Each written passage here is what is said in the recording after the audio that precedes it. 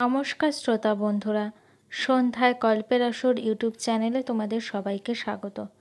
আজকের গল্প সুখ অসুখ, কলমে শ্রাবন্তী মিস্ত্রি।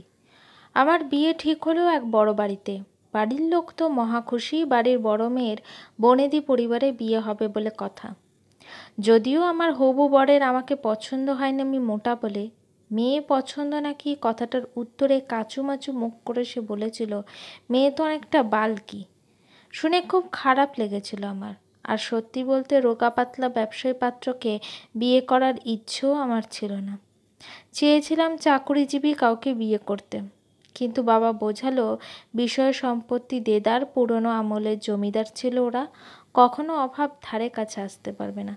মোটা হলেও আমি ছিলাম শিক্ষিতা ও ভালো পরিবারের মেয়ে, তাই ছেলের পছন্দ না হলেও বাড়ির অন্যরা বিয়ের মত দিল।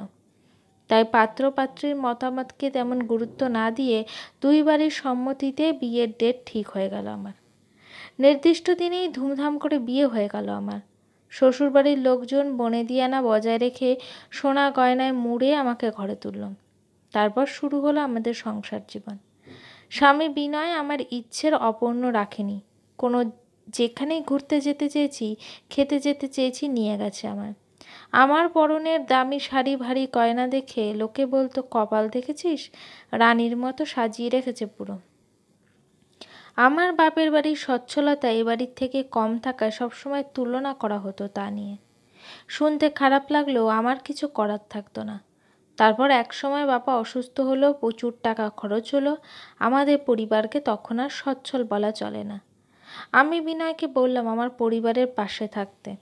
বিনয় দায়সারাভাবে বলল, আমাদের পারিবারিক ব্যবসা, সেখানে আমার একার অধিকার নয়, তুমি বাবার সাথে কথা বলো। আমি বাপের বাড়ির আর্থিক সহায়তা করার জন্য শ্বশুরমশাইকে যে বলবো, আমার সাহসে কুলালো না। তখন খুব আফসোস হচ্ছিল, ইস, নিজে যদি কিছু উপার্জন করতে পারতাম, এত লেখাপড়া করেও কারোর কাছে হাত পাততে হতো না। আমি একবার চাকরি করার কথা বলেছিলাম বিনয়কে। সে গম্ভীরভাবে বলেছিল, আমাদের যা আছে বসে খেলেও সারা জীবন চলে যাবে। এই বাড়ির বউরা চাকরি করে না। আমাদের বাচ্চা হচ্ছে না বলে চারিদিকে যা কথা শুরু হয়েছে কান পাতা দেয়। এরপর ছেলে মেয়ে হলে লেখাপড়া শিখিয়ে মানুষ করবো, ওসব চাকরি বাকরি করার দরকার নেই। আমার বিয়ের বছর চারেক পর ছোট বোনের বিয়ে ঠিক হলো। পাত্র একটা বেসরকারি কোম্পানিতে চাকরি করে। 2 কামরার ঘর, মাকে নিয়ে তার সংসার। সেই মুহূর্তে অসুস্থ বাবার সামর্থ্য ছিল না আমার মতো ধুমধাম করে বোনের বিয়ে দেবে। বোনের বিয়েতে আমি তেমনভাবে কোনো সাহায্য করতে পারিনি। শ্বশুরবাড়ির মানুষজন বোনের এমন নিম্ন মধ্যবিত্ত পরিবারে বিয়ে হচ্ছে দেখে হাসাহাসি করেছিল বেশ। বোনের বিয়েতে একটা হার পরেছিলাম সোনার। বোন হারটা দেখে বলেছিল, কি সুন্দর রে দিদি। সেদিন যে আমি বলবো এটা তুই রাখ, তোকে দিলাম, সে অধিকার আমার ছিল না। বোনের বিয়ের বছর কানেক পর আমার মেয়ে হলো। জামাই ষষ্ঠীতে 2 বোন যাই। আমরা যাই গাড়িতে আর ওর বর আসে সাইকেলে। আমার বোনের পরনে থাকে ছাপা শাড়ি কিংবা তাঁতের শাড়ি, আর আমার পরনে দামি জামদানি বা বালুচরি, যা আমার শাশুড়ি মা ঠিক করে দেন।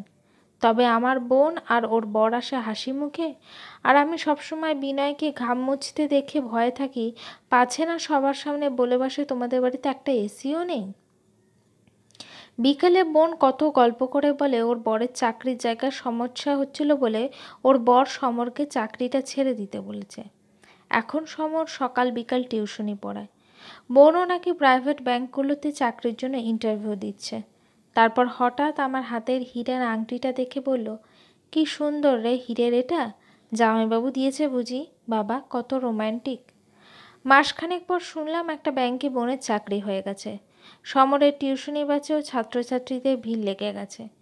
খুশি মনে বিনয়কে খবরটা দিতেই তাচ্ছিল্য করে বলল, ওতে আর পয়সা আয় হবে। এরপর বোন আমার বাপের বাড়িতে সাহায্য করতে শুরু করলো। নিজের উপার্জনে চাল ডাল সবজি সব কিনে দিয়ে আসতো বাড়িতে। বৃদ্ধ বাবা মা একটু আশ্বস্ত হতো মেয়ের সাপোর্ট পেয়ে। আমার কাছে আভিজাত্যটুকু ছিল শুধুই, আর বাকি সবটা আমার ধরাছোঁয়ার বাইরে ছিল। জীবনে একটার পর একটা দিন কেটে চলল সংসারের দায়িত্ব আর মেয়েকে নিয়ে অ্যাডজাস্টমেন্ট করেই দিন কেটে গেল। শখ মিটলেও মনের বহু চাওয়া মনের কোণে সুপ্ত অবস্থায় রয়ে গেল। অনেকগুলো বছর কেটে গেছে। বোনের বাড়িতে এসেছি মেয়েকে নিয়ে। সন্ধে গড়িয়ে এলো, দেখলাম বোনকে আনতে বাইক নিয়ে বেরিয়ে পড়ল সমর। বাড়ি এসে বোন বলল, কী রে দিদি, একা একা ভালো লাগেনি না রে? কাল ছুটি নিয়েছি। আমি বললাম, তোর ছেলের সাথে খেলা করে দিব্যি দিনটা কেটে গেল। দেখলাম সমর এক গ্লাস শরবত এগিয়ে দিল বোনের দিকে, বলে, একদম ঘেমে গেছো, ঘাম জোড়ালে তবে স্নানে যেও।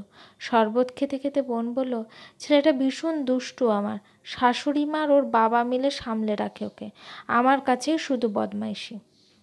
দেখলাম রাতের রান্না করছে বোনের শাশুড়ি মা, বোন সবজি কাটছে বসে বসে আর সমর রসুন ছাড়াচ্ছে। এমন দৃশ্য খুব সাধারণ, কিন্তু আমার কাছে অসাধারণ। আমি তো এমনই একটা পরিবার চেয়েছিলাম, কিন্তু পাইনি তো। রাতে গরমে বারান্দাতে এসে দাঁড়িয়েছিলাম, শুনলাম বোন সমরকে বলছে, দাঁড়িয়ে দাঁড়িয়ে আজ পাগুলো ব্যথা করছে খুব। সমর বলল, দাঁড়াও, আমি আস্তে আস্তে ম্যাসাজ করে দিই, তুমি ঘুমানোর চেষ্টা করো। বোন এখন ঘুমিয়ে গেছে বোধহয় আরামে। আমি রাতের তারা ভরা আকাশের দিকে চোখ ভরা জল নিয়ে চেয়ে রইলাম, মনে মনে ভাবলাম, মেয়েরা তো এই কেয়ারটুকুই চায়, যা আমি কখনো পাইনি। অসহ্য কোমরে ব্যথায় আমার স্বামী আমার ছটফটানিতে বিরক্ত হয়ে পাশ ফিরে শুয়ে বলেছে, ওষুধটা খেয়ে নিলেই তো পারো। ঝমঝমে বৃষ্টিতে জ্বরে প্রলাপ বকতে থাকা মেয়েকে বুকে নিয়ে দৌড়তে দৌড়তে একা হাসপাতালে গিয়ে কড়া নেড়েছি। আমার ঘুমন্ত স্বামী ঘুমকে স্যাক্রিফাইস করতে পারেনি সেদিনও।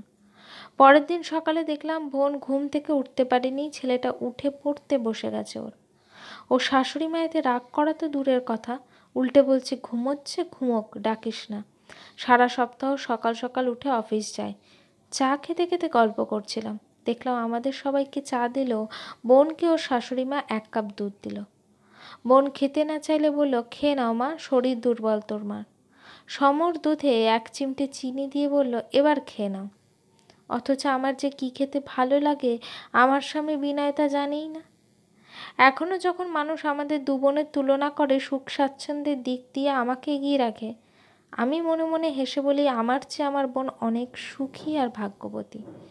আমি বোনকে হিংসে করি না, হয়তো আমার বোনের অনেক টাকা পয়সা নেই, কিন্তু যা আছে তা হলো শান্তি, যা সম্পদের থেকে অনেক বেশি মূল্যবান। আসলে বাইরে থেকে স্বাচ্ছন্দ্যের পরিমাপ করা গেল, অসুখের আর সুখের মূল্যায়ন করা যে খুবই অসম্ভব। গল্পটি কেমন লাগলো অবশ্যই আমাকে কমেন্ট করে জানিও।